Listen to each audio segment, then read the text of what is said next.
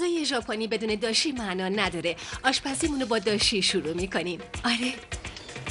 یوکی تاتسوکا یه دامپزشکه اما عاشق پختن غذای ژاپنی به روش‌های بسیار قدیمیه.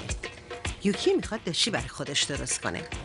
کامبو معمولا به شکل نوارهای بلند هستن. ما فقط به 10 سانتی متر اون نیاز داریم و اینطوری میبریمش. چند تا برش مثل این بهش میدم تا طعم اون بیشتر بشه. بعد میذاریم توی آب خیس بخوره. اینو حدود نیم ساعت پیش گذاشتم تو آب و میبینید که اندازش تغییر نکرده و همون اندازه اولشه. جالبه. حالا میذاریمش رو حرارت متوسط تا بجوشه. وقتی دیدیم که حباب‌های کوچیک دارن از لبه‌های کامبو بالا میان، دیگه آماده است که کامبو رو بیرون بیاریم.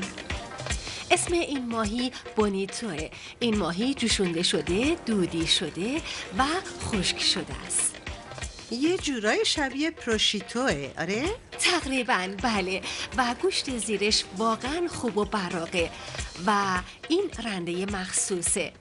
مواظب انگشتاتون باشید. اینطوری رندش میکنیم.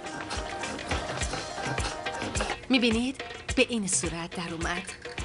بعدش تراشه های بونیتو رو میریزیم این تو. میشه گفت به اندازه یه فنجون تراشه های ماهی. به اندازه 2 تا کف دست پره.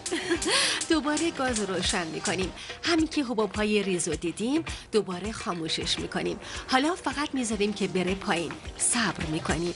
وقتی همه تراشه ها به ته ظرف رفتن اون وقت اونو از صافی رد میکنیم.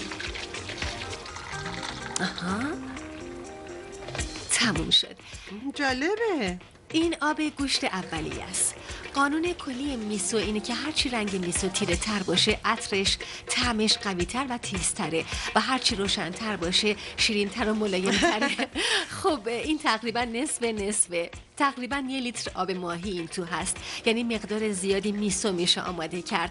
با مقدار کم شروع میکنیم. فقط باید میسو رو حل کنیم. خیلی راحته. بفرمایید. آب گوشت ماهی تبدیل شده به سوپ میسو. در هر فصلی میشه سبزی اون فصل رو در این سوپ ریخت. سبزی مورد علاقه یوکی واکا و پنیر توفوه. فقط باید بذاریم کاملا حرارت ببینه. واه خیلی داغه. این خیلی خوشمزه است.